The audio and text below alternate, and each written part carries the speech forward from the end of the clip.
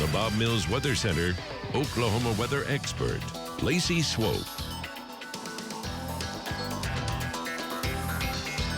Storms that we had on Sunday. If it wasn't the tornadoes, folks had straight line wind damage, and the straight line winds were as strong as a weak tornado. So the damage is so vast and so widespread. Crews have been out surveying the damage, and here's the ratings that we have so far. I say so far, there's a lot more work yet to be done. We've had at least a dozen tornadoes that have touched down. So the rating of the one out of Grady County lifting into southern Canadian County, EF1 on the ground for 11 miles. It was 200 yards wide. The tornado that touched down along I-40 lifting to the north in EF1 on the ground for 5 miles before it lifted 500 yards wide. The EF2 tornado in Norman, 26 miles is the length of the path. Also, yes, the two Pottawatomie County tornadoes, one of them was 6 miles. It was an EF1. The one north of Shawnee that lifted into Lincoln County, an EF2. Let me show you some of the damage video coming out of these locations, especially off towards the east. We had the tornado that touched down near Shawnee. That EF2 was a strong EF2.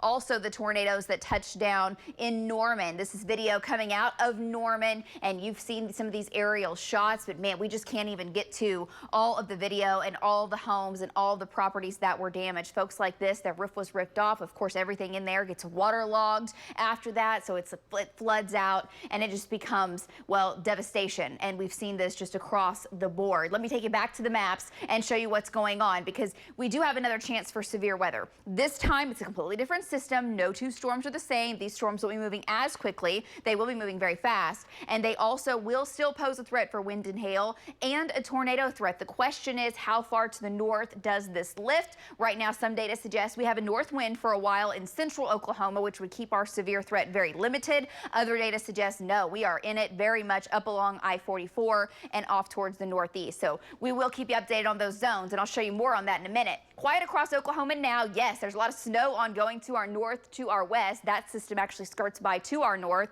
Does ramp up the winds today. 48 degrees is where we are. We've got 39 in Buffalo, 42 in Alva, 52 Stillwater, and we're in the mid-50s, 60s to the south. Winds are 15, 25 miles per hour now. They do pick up some out west through the day and really dropping the humidity. High will be 74 degrees here in Oklahoma City, 70s and a few 80s down to the south tonight, 30s and 40s. Now, a cold front arrives that will cool us down tomorrow. That'll drop our highs to the 60s. We're still above average coming up for your Wednesday. 70s to the southeast, and we will have a chance for a few isolated thunderstorms in far southeast Oklahoma that could be severe coming up for your Wednesday, but it's all about this next storm coming in. Right now, the jet stream energy is ramping up over the coast of Alaska. That dives to the south, swings across Oklahoma, and watch what it does. Brings another potential for pretty big time severe weather. Not like what you would expect for this will be early March. March 2nd is what we're looking for. Storm system comes in, winds ramp up, the wind shear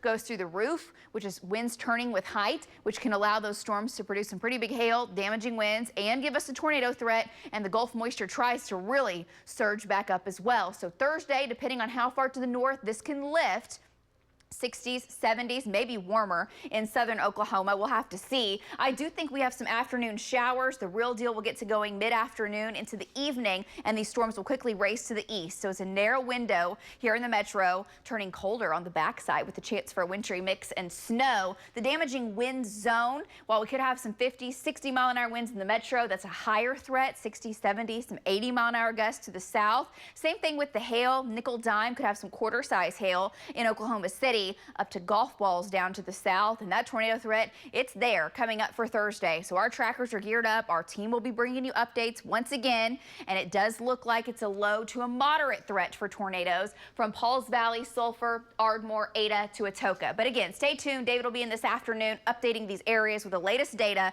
as the storm gets closer and closer to the western coast of the United States. Thursday night into Friday, a chance for a little wintry mix and even changing over to all snow briefly, which could give some of the grassy surfaces a little slush. We're watching for that for your Friday morning. Then we warm it up into the 50s, so everything melts, and we're quiet into the weekend and the start of next week. And we're back with what caught my eye after this.